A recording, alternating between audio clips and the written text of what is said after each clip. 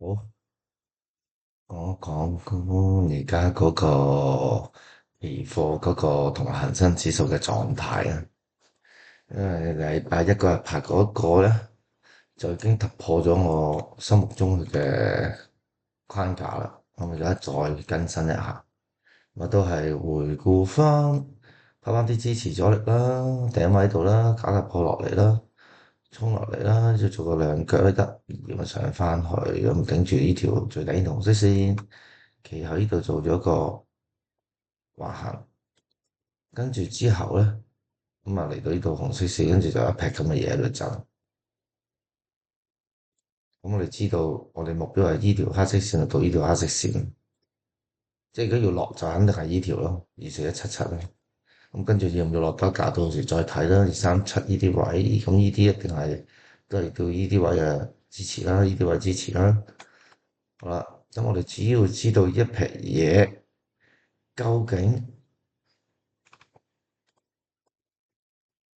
咁本身呢度有條黑色線嘅，不過我鏟咗啦。其實呢度有條線嘅，有條線喺度嘅。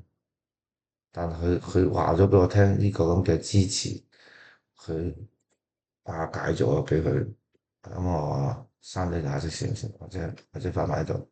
咁我開細啲睇下呢個藍色嗰度發生咩事。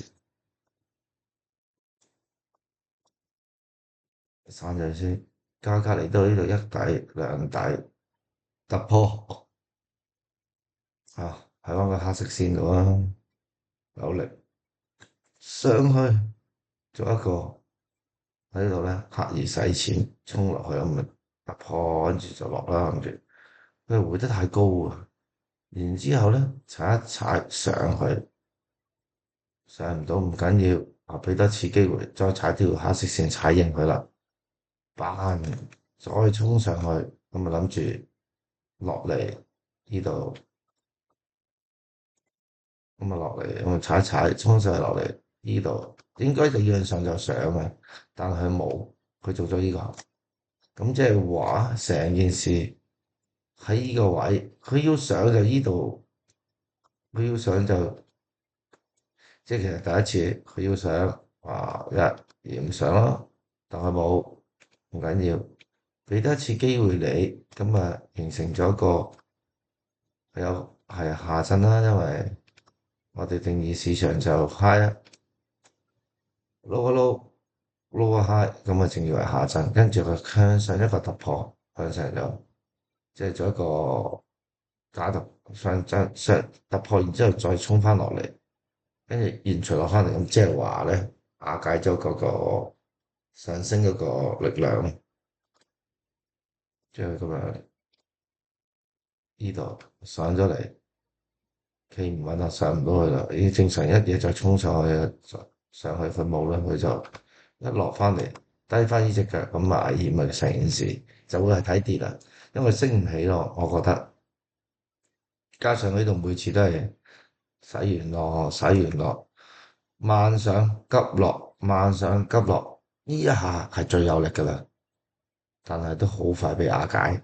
咁即係話市場上係睇順勢係睇跌啦，方向睇跌啦，起碼跌到黑色線啦。即係話呢一個嘢，呢個 box 嘅話，合理地破壞嘅話，咁我哋一個最簡單嘅量度，橫行量度1:1，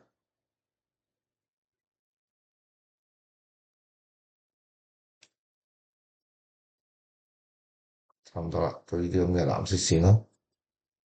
即係會嚟呢度呢啲 area 咧，咁而家我哋諗，咁而家意思個方向係跌嘅時候，我哋刪咗條下色線先啦，因為緊一下坐低咗，我哋諗邊度買跌好啫，咁咪啲腳位買跌啊，呢個腳位買跌啊，咁呢啲 area 我都係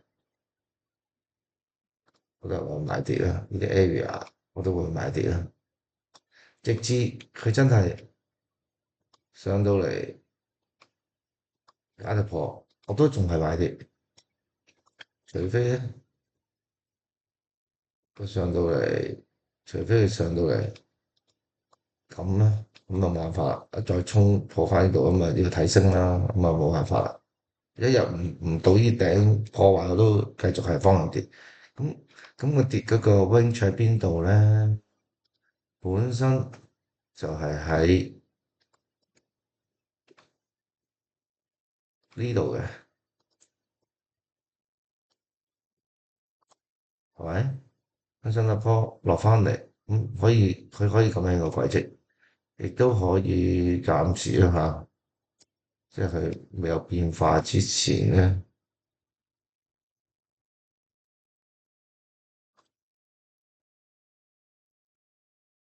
咁樣咁呢條我當刪唔刪都冇所謂啊。咁即係最大就係行呢條咯，最大規則咪咁就喺個咁嘅下行震盪咁彈嚟彈去，彈嚟彈去，彈落去，暫時係咁，除非突破咗呢條下行震盪嘅線啦。如果唔係都冇乜特別更新住先啦。因為你睇到呢度有嘢頂住，即係可能呢啲位啊，而家開始我買嚟啲咯，買到嚟呢度咁啊，有 set up 嘅，我哋買翻上去啦，係嘛咁樣行落嚟啦。我唔知點樣啊，即係估嘅啫。但係呢啲咁嘅線咧，都係要有 set up 先好易買啊。因為即使震盪，建議呢度等有 set up 先買啊，紅色線有 set up 先買會好啲咯。好啦，暫時就係咁多啦。咁啊，應該如無意外咧，到呢條黑色線咧，我哋就等咩咧？肯定係等呢啲啦。咪出現呢啲咁嘅嘢，咁咪做咯，睇翻上咯。冇咪，如果冇嘅咁咪繼續向下咯。咁可能係咪下一條線咯？冇咪等。暫時就係咁樣諗法先啦。好啊，OK。